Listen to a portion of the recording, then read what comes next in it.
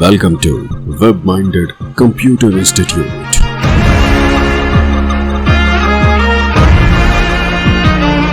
Then like, subscribe and share. ये किसी चीज का आप टोटल चाहते नहीं हैं लेकिन सिर्फ देखना चाहते हैं। शीट पे उसको आप नहीं दिखाना चाहते लेकिन वो टोटल आप देखना चाहते हैं कि कितना बन सकता है। तो इसके लिए आप सिर्फ रेंज को सिलेक्ट कर लीजिए और यहाँ नीचे की तरफ स्टेटस बार पे देखिए आपके पास सम, काउंट, एवरेज 3 फंक्शंस का रिजल्ट जो अवेलेबल हो गया है। आप राइट क्लिक करके यहाँ से जिन फंक्शंस का रिजल्ट ऑन ऑफ करना चाहते हैं उन्हें ऑन ऑफ भी कर सकते हैं। जैसे मुझे काउंट का रिजल्ट नहीं चाहिए, मैं इसे ऑफ कर देता हूँ। अब की बार मेरे पास एवरेज और सम का रिजल्ट अवेलेबल हो गया है। इसी तरह से अगर मैं कंट्रोल दबा के सिलेक्ट कर लेता हूँ बीच बीच में से आइटम, तो उनका रिजल्ट मुझे अवेलेबल हो जाएगा।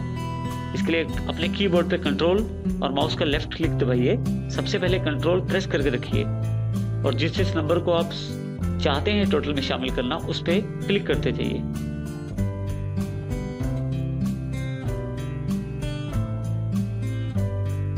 देखिए जो नंबर मैंने कंट्रोल से सिलेक्ट किए हुए हैं उन सबका टोटल मेरे पास यहाँ अवेलेबल है और साथ ही उनका एवरेज भी अवेलेबल है। इस प्रकार से एक्सेल के इन फंक्शंस का प्रयोग मैं कर सकता हूँ। नेक्स्ट ऑप्शन जो हमारे पास उपलब्ध है वो है रिसेंटली यूज्ड के नाम से। रिसेंटली यूज्ड में वो फार्मूले अवेलेबल हो जाते हैं मैंने जो थोड़ी देर पहले या कुछ समय पहले प्रयोग किए थे। इन फंक्शंस का प्रयोग मैं यहाँ से कर सकता हूँ दोबारा। इसके अतिरिक्त अगली कैटेगरी जो हमारे पास अवेलेबल है वो है फाइनेंशियल फंक्शंस के रूप में। अब क्योंकि हमारे पास काफी सारी कैटेगरीज अवेलेबल हैं यहाँ पे और ज़रूरी ये है कि जो फंक्शन आप करते हैं वो आपकी फील्ड के अकॉर्डिंग भी होना चाहिए। अब इसमें हम फाइनेंशियल फंक्शंस के मुख्य फंक्शंस की जानकारी लेंगे। देखिए जब फाइनेंशियल पे क्लिक करते हैं तो इसमें काफ़ी सारे फंक्शंस आपके पास अवेलेबल हो जाते हैं। जैसे सबसे पहले हम रेट फंक्शन की जानकारी लेंगे। रेट फंक्शन एक फाइनेंशियल फंक्शन है। रेट फंक्शन जो हमें जानकारी देता है वो ये जानकारी देता है कि अगर हम कोई लोन लेते हैं तो वो किस इंटरेस्ट के आधार पे हमें मिल पाएगा। एक एग्जांपल का अध्ययन करते हैं। यहाँ मेरे पास टोटल लोन है 24,000 रुपये मैं लेना चाहता हूँ। मंथली मैं 550 रुपये दे सकता हूँ और मैं इसकी 48 किस्तों में वापसी चाहता हूँ, जो कि 48 महीनों में मैं इसे वापस करना चाहता हूँ। तो मैं देखना चाहता हूँ कि मैं ये जो लोन मैं लूँगा मुझे कितने % इंटरेस्ट पे पड़ेगा। अब देखिए यहाँ मैंने ऑलरेडी फंक्शन अप्लाई किया हुआ है। डबल क्लिक करें तो फंक्शन आपके पास अवेलेबल हो जाएगा। इक्वल लगा के रेट ब्रैकेट ओपन, सबसे पहला आर्गुमेंट हमने जो दिया है वो है D1 यानी कि पहला सेल। सबसे पहले हम इसमें नंबर ऑफ इंस्टॉलमेंट्स देंगे, कितनी इंस्टॉलमेंट्स हम बनाना चाहते हैं। दूसरा जो हमारे पास आर्गुमेंट है यहाँ पे वो है पेमेंट के रूप में। यहाँ ध्यान दीजिएगा हमने इसे नेगेटिव दिया हुआ है क्योंकि हमें पेमेंट वापस करनी है। अगर आप ये नहीं देंगे तो आउटपुट आपका गलत हो जाएगा। तो मेरे पास यहाँ पेमेंट मैं चाहता हूँ 550 रुपये पर मंथ के हिसाब से वापस करूँ।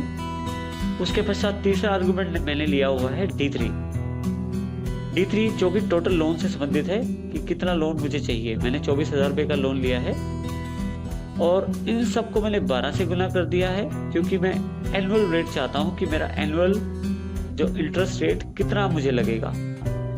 जैसे ही आप एंटर करते हैं आप पे आउटपुट अवेलेबल हो जाता है जो कि है 5%। एक जो इन सब में इम्पोर्टेंट बात ये है कि मैंने इन सब सेल्स को परसेंटेज के साथ फॉर्मेट किया है। यानी कि अगर आपका जो सेल है उसमें परसेंटेज का सिंबल नहीं है तो आपका आंसर गलत आ सकता है। इसके लिए आप केवल इतना करें, माउस यहाँ क्लिक करें, होम पे जाएं और यहाँ से परसेंटेज का सिंबल क्लिक कर दें। जैसे आप क्लिक करेंगे कोई सिंपल नंबर आपका परसेंटेज में कन्वर्ट हो जाएगा।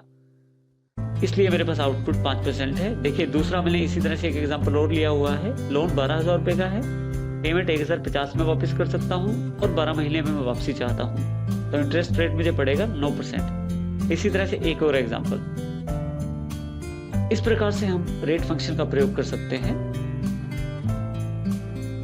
फाइनेंशियल फंक्शंस में अगला जो फंक्शन हमारे पास उपलब्ध है वो है PMT के नाम से।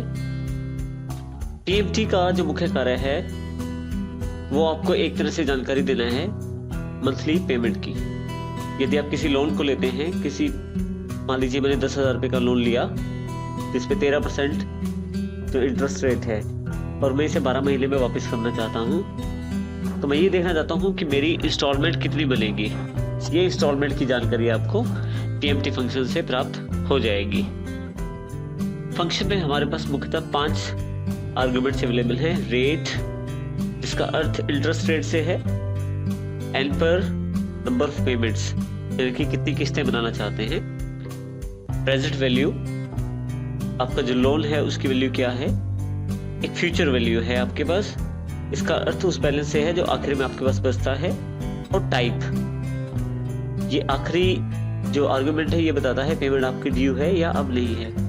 लेकिन इसमें मुख्य 3 जो आर्गुमेंट सबसे पहले वाले हैं वो सबसे ज्यादा जरूरी हैं। यदि आप उन तीनों को भी दें तो आपका आउटपुट आपके पास अवेलेबल हो जाएगा।